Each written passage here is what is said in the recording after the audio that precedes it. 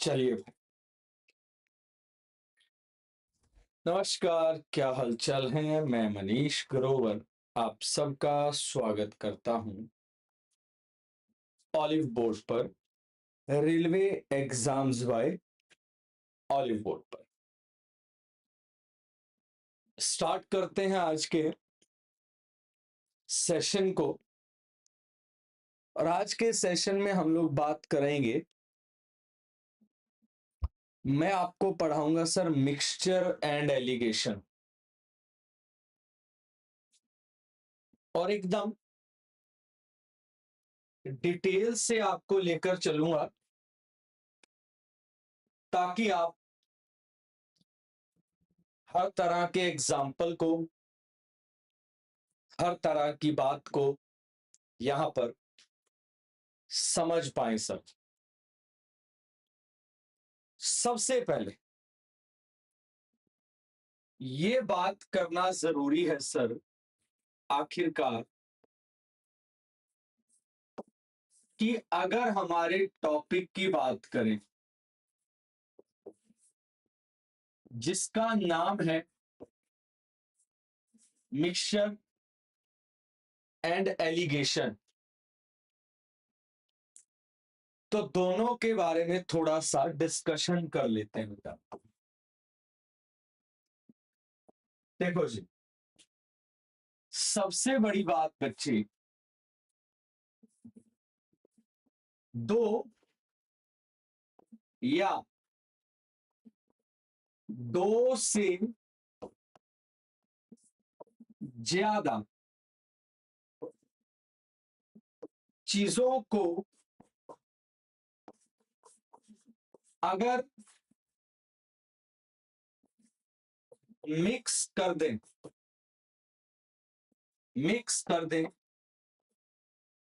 वो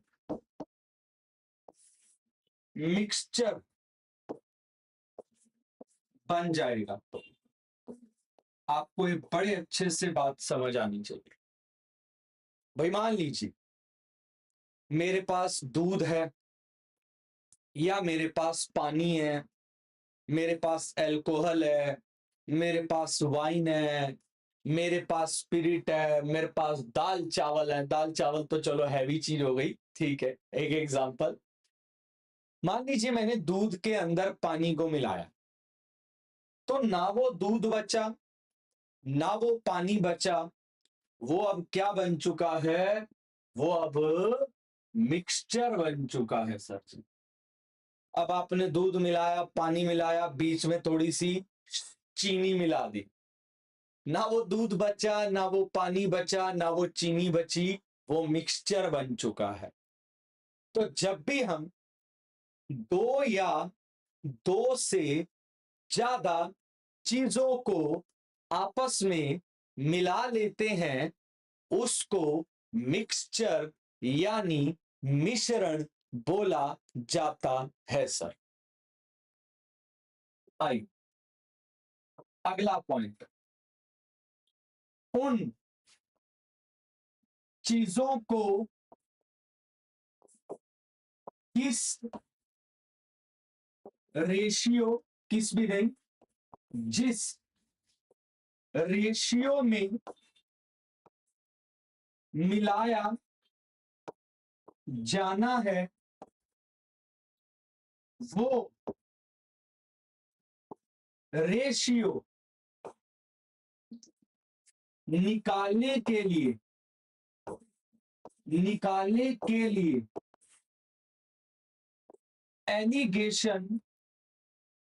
एलिगेशन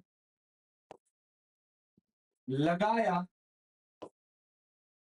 जाता है। लो जी, अब बच्चों बड़ा ही सिंपल सा पॉइंट है। अगर मैं दो या दो से ज्यादा रेशियो को आपस में मिला लेता हूं, रेशियो नहीं, दो या दो से ज्यादा चीजों को, तो वो मिश्रण यानी मिक्सचर बन जाएगा।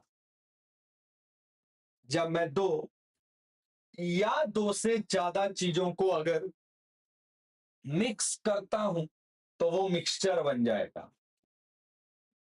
और जिन चीजों को आप मिला रहे हो उनको किस रेशियो में मिलाया जाना है उसके लिए एलिगेशन लगाया जाता है। यानी दोनों एक दूसरे से रिलेटेड होते हैं सर।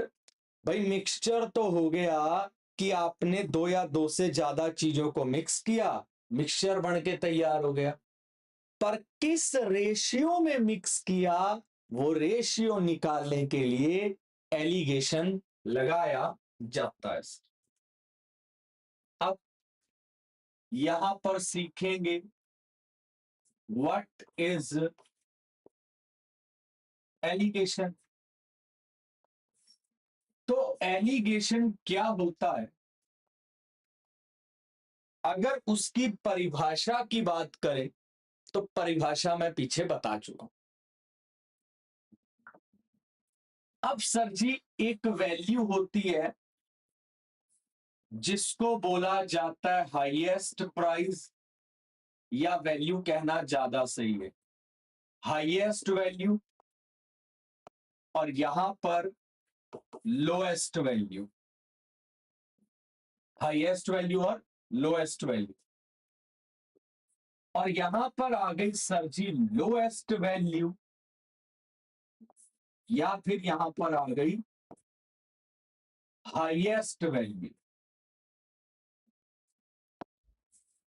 और अगर बीच की बात करें तो यहां पर आएगी ओवरऑल वैल्यू। सर्च एलिगेशन लगाने के लिए तीन चीजों की जरूरत पड़ती है ब्रदर, और वो तीन चीजों में से एक होती है हाईएस्ट वैल्यू, या वहां लोएस्ट हो सकती है, एक लोएस्ट या वहां हाईएस्ट हो सकती है, और बीच में उनकी ओवरऑल वैल्यू। एग्जाम्पल के तौर पर ये ए है, ये बी है, और बीच में आ गया सी।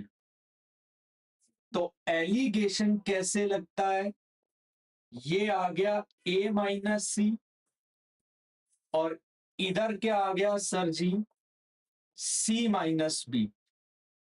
और ये जो रेशियो निकल कर आता है ये किसका आता है सर जी, क्वांटिटी का, यानी उनको चीजों को मिलाने का।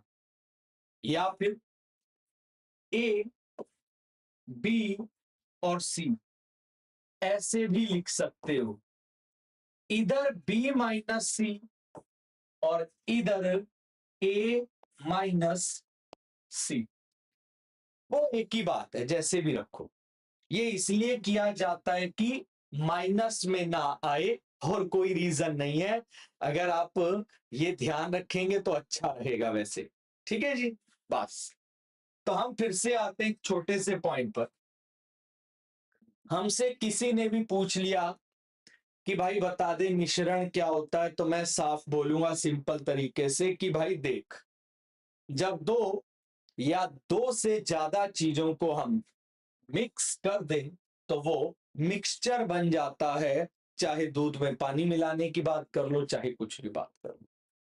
फिर मुझसे किसी ने बोला कि भाई एलिगेशन क्या होता है, तो मैंने बोला उन चीजों को जिस रेशियो में मिलाया जाना है वो रेशियो निकालने के लिए एलिगेशन लगाया जाता है। अब सामने वाले ने बोला एलिगेशन क्या होता है, तो मैंने समझाया कि ये होता है आपका एलिगेशन। सो एक एग्जाम्पल लेकर अब मैं आपको समझाऊंगा, और उससे पहले एक लास्ट लाइन जो मैं आपको यहां लिखवाना चाहता हूं वो हम लिखेंगे सर, एक बिल्कुल लास्ट लाइन लिखेंगे हम। और लास्ट लाइन लिखने से पहले थोड़ी सी जगह चाहिए। वो लास्ट लाइन क्या है सर जी, सी का वैल्यू अगर ए से बड़ा है तो तो बी से बी से छोटा होगा एंड वाइस वर्सा। थोड़ा सा समझा देता। ये जो ओवरऑल वैल्यू होती है ये इन दोनों के बीच में होती है। कहीं बीच का मतलब एकदम मिड पॉइंट की बात नहीं हो रही, बीच में। मतलब अगर ये वैल्यू इससे बड़ी है तो इससे छोटी होगी और इससे छोटी है तो इससे बड़ी होगी। जैसे एक एग्जाम्पल मैं आपसे पूछता हूं, जरा आप ध्यान से सुनना। एग्जाम्पल ये है कि मान लीजिए मैं 100 रुपए किलो कोई सेब लेकर आया और एक 140 रुपए किलो में सेब लेकर आया। अगर दो अलग अलग रेट के सेब को मिलाया जाए, ठीक है, अब यहां पर मैं लिख देता हूं आखिरी बात। दो अलग अलग प्राइस की चीजों को मिलाने पर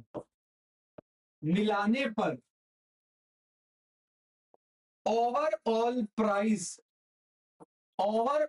प्राइस या फिर मिक्सचर का प्राइस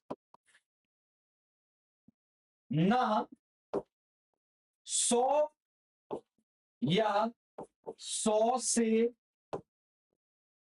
कम होगा, ना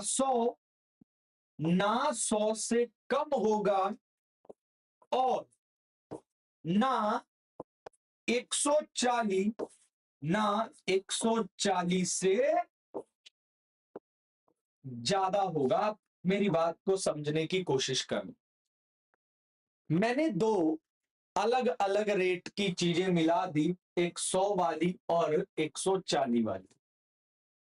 तो रेट 100 या 100 से कम नहीं पड़ सकता सर जी। अच्छा देखो, 100 और 140 मिला रहा हूं और मिक्स करके रेट 100 से कम पड़ जाएगा। सोच के देखो प्रैक्टिकली कहां से पॉसिबल है। प्रैक्टिकली थियोरेटिकली कहीं से पॉसिबल है। चीज 100 से भी सस्ती पड़ने लग गई। 100 भी नहीं पड़ सकती। 100 भी तब पड़ेगी जब सारी 100 वाली होगी और 140 और 140 से ज्यादा भी नहीं हो सकती सर जी। तो बस यही एक आखिरी पॉइंट था। तो जब आप पढ़ना चाहें डिटेल में तो यहां से दो एग्जाम्पल की बातें उठाएं, ये पूरा समझें और ये पूरी कहानी आपको समझ लेनी है। अब बात करते हैं एक एग्जाम्पल के थ्रू सर। दो चीजों को मिक्स करने का रेशियो मांगा गया है सर। तो बेटा लिखा है उन चीजों को जिस रेशियो में मिलाया जाना है वो रेशियो निकालने के लिए क्या लगा देना, एलिगेशन लगा देना। यही सिखाया। तो बेटा एक चावल को मिक्स करना है जिसका रेट है 60 रुपए किलो और उसको मिक्स करना है एक ऐसे चावल के अंदर जिसका रेट है 80 रुपए किलो। और मिक्स करने के बाद मिक्सचर का जो रेट है वो आपको पड़ना चाहिए 75 रुपए किलो सर जी। तो बच्चा ये 5 आ गया, ये 15 आ गया। तो इनकी मात्रा को यानी क्वांटिटी को मिलाने का जो रेशियो है वो कितना आ गया, 1:3 आ गया। 1:3 आ गया। अब देखो, अब मैं आपको एक बड़ी ही मजेदार सी चीज सिखाने जा रहा हूं, आप भी खुश हो जाओगे कि हाँ। अब देखो, कहता एक 250 वाली और एक 280 वाली को 7:8 में मिलाएं तो बताओ मिक्सचर का नेट कॉस्ट क्या हो जाएगा। यानी ये जो सवाल आपने पढ़ा है इसी का उल्टा ये बन सकता है, ए shopkeeper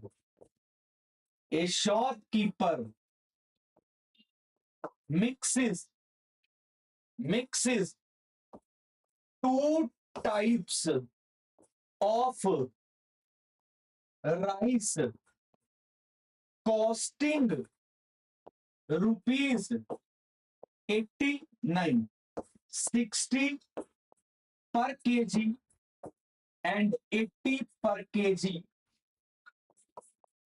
These are mixed in 1:3. What will be the price of mixture sir ji? ये बना देगा। और ये जो सवाल है वो सर जी यहां से स्टार्ट हो जा रहा है। Same example, same example, same example, same example और सेम एग्जांपल। 2024 में सीजीएल की अगर बात करूं तो सबसे ज्यादा सवाल ये पूछा गया था और रेलवे में भी आपको ये पेपर में जरूर देखने को मिलेगा।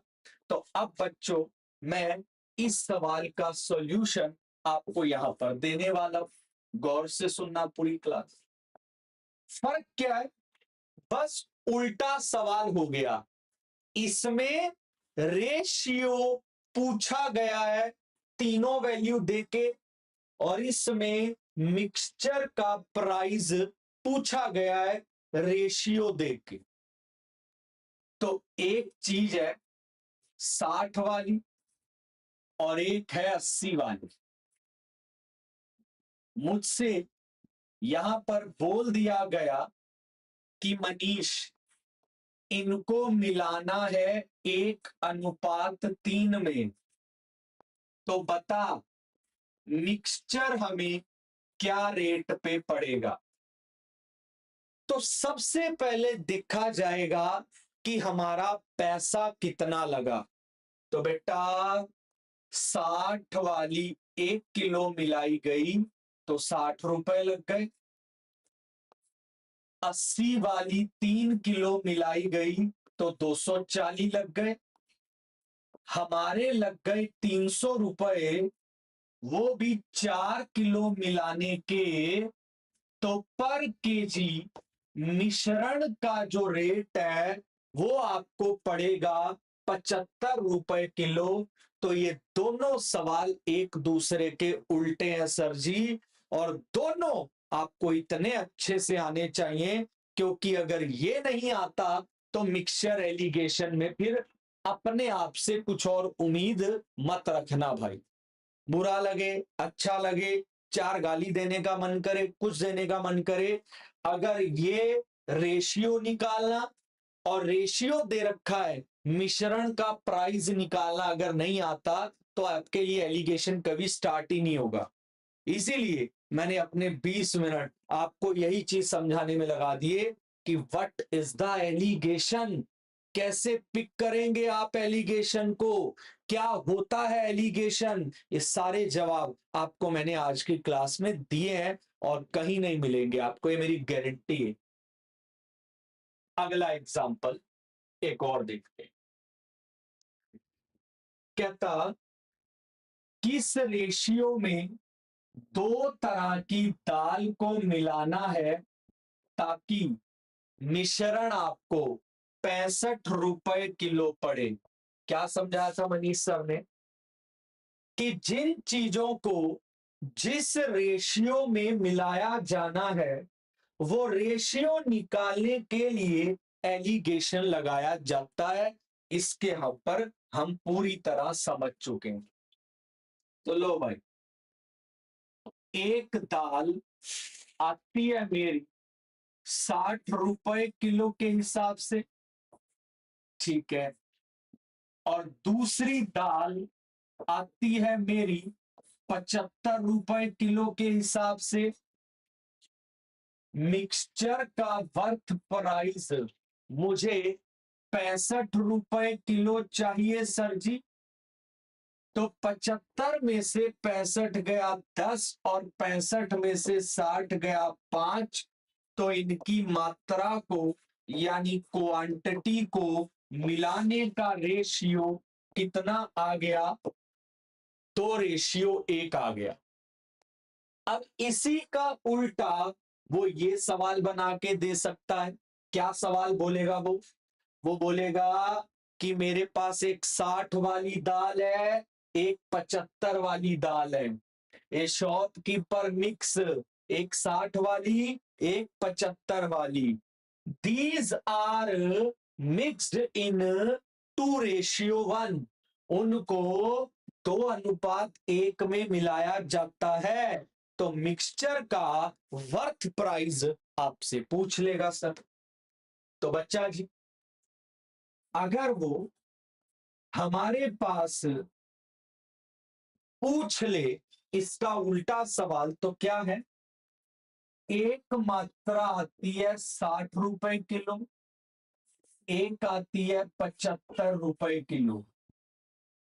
इनकी मात्रा को मिलाया जाना है 2:1 में। तो मिक्सचर का सीपी आप हमें बताएंगे। तो मैंने क्या समझाया था?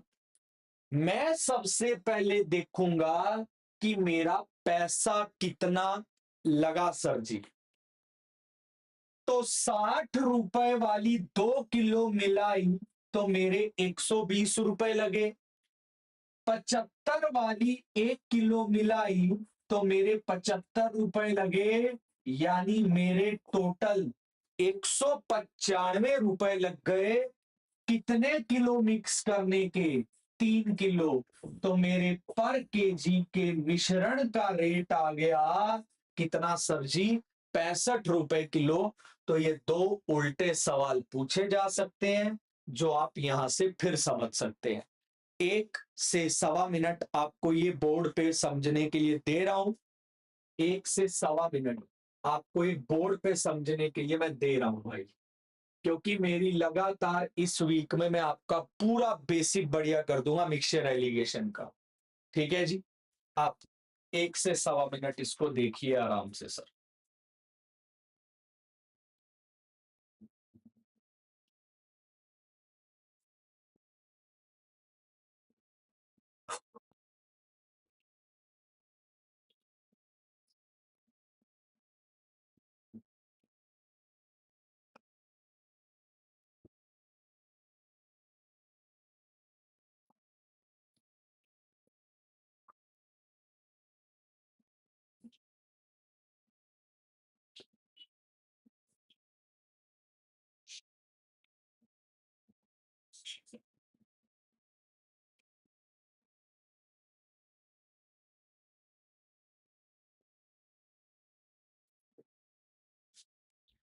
डन।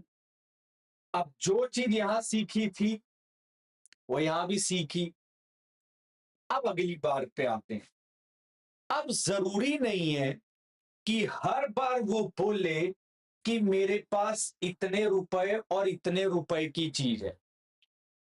वो ये भी बोल सकता है, जैसे कि ध्यान से पढ़िए, कि मेरे पास एक सॉल्यूशन है ए जिसमें 10% एसिड है, और एक सॉल्यूशन है बी जिसमें 30% एसिड है। और फिर से ए को और बी को मिक्स करने का रेशियो मांगा है, और मिक्सचर में कितने परसेंट एसिड होना चाहिए? 25% एसिड होना चाहिए। सवाल क्या बन गया?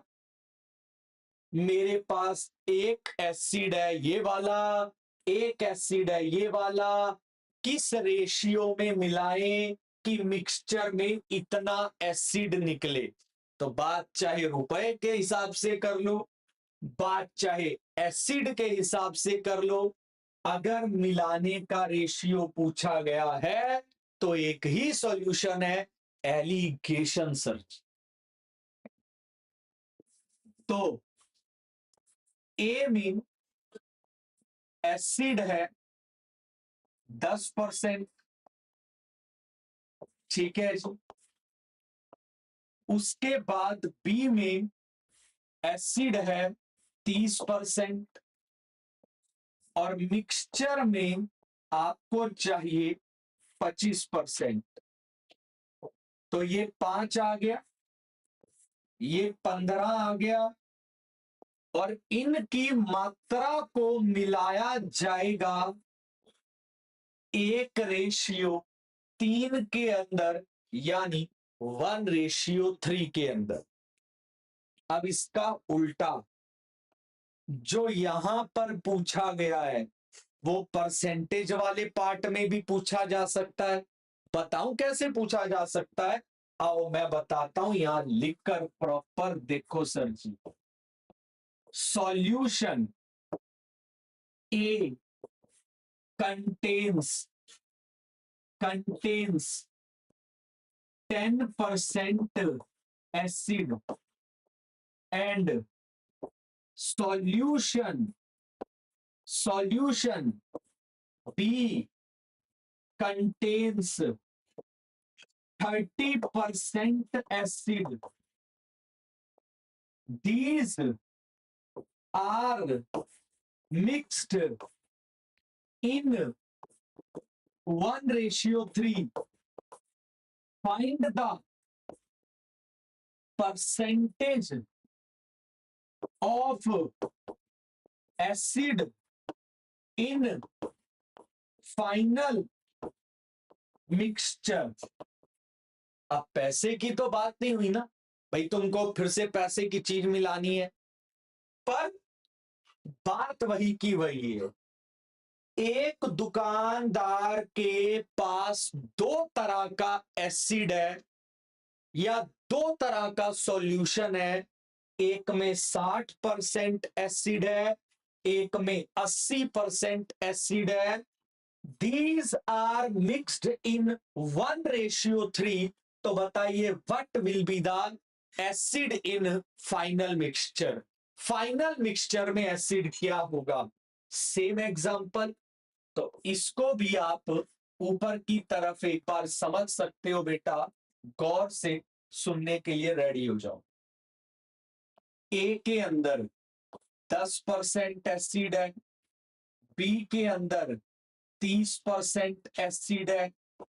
इनकी क्वांटिटी को यानी मात्रा को 1:3 में मिलाया जाता है, तो मिक्सचर के अंदर एसिड कितना परसेंट होगा?